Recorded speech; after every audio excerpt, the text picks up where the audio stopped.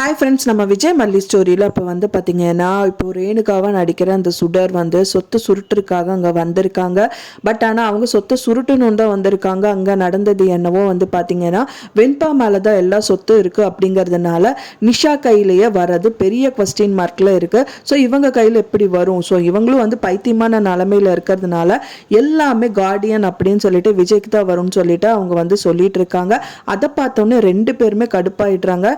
நிஷாவும் வந்துட்டு பார்த்தீங்கன்னா நல்லா சொத்து கைமாற டயத்தில் வந்து இவ வந்து தொலைஞ்சிட்டாருங்கிற மாதிரி அவங்களுக்கும் அந்த இவங்க வந்து அப்போ நமக்கு வந்து சொத்து வராதா, அப்போ இங்கேருந்து வேஸ்டான்னு சொல்லிட்டு இவங்களுக்கும் சுடருக்கும் வந்துட்டு மனசளவில் வந்து நினைக்கதா செய்கிறாங்கன்னே சொல்லலாம். ஸோ சுடர் பொறுத்த வரைக்கும் வந்து பார்த்தீங்கன்னா மல்லி வீட்டுக்கு வரணும் அப்படிங்கிற ஒரு டார்கெட்டில் இருக்காங்க.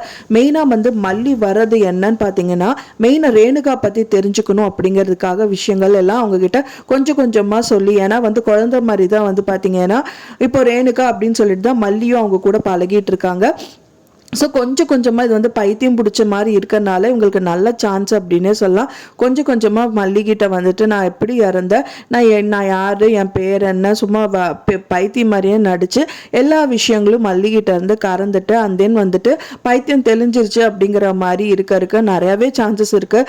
ஸோ அதுக்காக கூட வந்து மல்லியை வர சொல்கிறதா இருக்கலாம். ஏன்னா வந்து மல்லி மட்டும்தான் அவங்க கூட நல்லாவே பழகிற ஒரு ஆள் அப்படின்னே சொல்லலாம். விஜய் கூட ஃபஸ்ட்டு ஒய்ஃப் அப்படின்னாலும் இப்போ மல்லியை கல்யாணம் பண்ணிக்கிட்டனால பயங்கரமாக வந்துட்டு அட்டாச்சாவோலாம் இல்லை ரேணுகா கிட்ட அப்படிங்கிறனால ஸோ மல்லி தான் கரெக்டான ஆள் அப்படின்னு சொல்லிட்டு அவங்க வந்து கெஸ் பண்ணியிருக்காங்க. ஸோ அதுவாக தான் இருக்கும் அப்படின்னு தான் எதிர்பார்க்கப்படுது.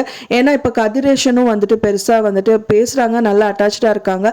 பட் ஆனால் அவங்க கிட்ட கேட்க முடியாது. ஆனால் இப்போ நிஷா சுத்தம் அவங்க வந்து பார்த்தீங்கன்னா பயங்கர ஹார்ஷாக தான் இவங்க கிட்ட பிஹேவ் பண்ணுறாங்க.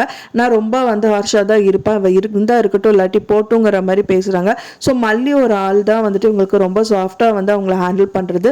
ஸோ அதனாலேயே வந்துட்டு குழந்தை மாதிரியே பிஹேவ் பண்ணி ஒரு விஷயமா வந்துட்டு மல்லிகிட்ட கறந்து தென் வந்துட்டு இந்த சொத்து எல்லாம் ஆட்டையை போடணுங்கிற மாதிரி தான் அவங்களோட பிளானாக இருக்கும் அப்படின்னு தான் நினைக்கப்படுது ஃப்ரெண்ட்ஸ். ஏன்னா கண்டிப்பாக மல்லி அப்படிங்கும்போது வந்துட்டு அவங்க எல்லாமே ஞாபகப்படுத்துவாங்க, நீங்கள் எங்கே இருக்க வேண்டியது தெரியுமாக்கா அப்படிங்கிற மாதிரி.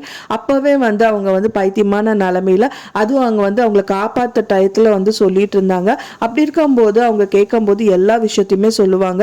நீங்கள் இப்படி தான் வளர்ந்தீங்க, நீங்கள் தான் வந்து இந்த குடும்பத்திலே முதல் ஆள், தென் வந்து இந்த மாதிரி மாடியில் தவறி விழுந்துட்டீங்க, ஸோ விஜய் தான் தள்ளி விட்டாருன்னு சொல்லிட்டு கோவம் வந்துச்சு அப்படின்னு சொல்லிட்டு அவங்களுக்கு தெரிஞ்ச விஷயங்கள் எல்லாமே அவங்கக்கிட்ட ஷேர் பண்ணணுங்கிறதுக்காக இந்த விஷயங்கள் எல்லாமே பண்ணுறதா இருக்கலாம். ஸோ நீங்கள் என்ன நினைக்கிறீங்க அப்படின்னு சொல்லிட்டு உங்களோட கருத்துக்களை மறக்காமல் எனக்கு கமெண்ட்டில் ஷேர் பண்ணுங்கள். நான் சொன்ன இந்த தகவல் உங்களுக்கு பிடிச்சிருந்தா ஃப்ரெண்ட்ஸ் மறக்காமல் லைக் பண்ணுங்கள், ஷேர் பண்ணுங்கள், கமெண்ட் பண்ணுங்கள், சப்ஸ்கிரைப் பண்ணுங்கள். மேலும் இன்னொரு மல்லி சீரியல் அப்டேட்டோட நெக்ஸ்ட் மீட் பண்ணுறேன். தேங்க்ஸ் ஃபார் வாட்சிங் மை வீடியோ ஃப்ரெண்ட்ஸ். நெக்ஸ்ட் வீடியோவில் பார்க்கலாம்.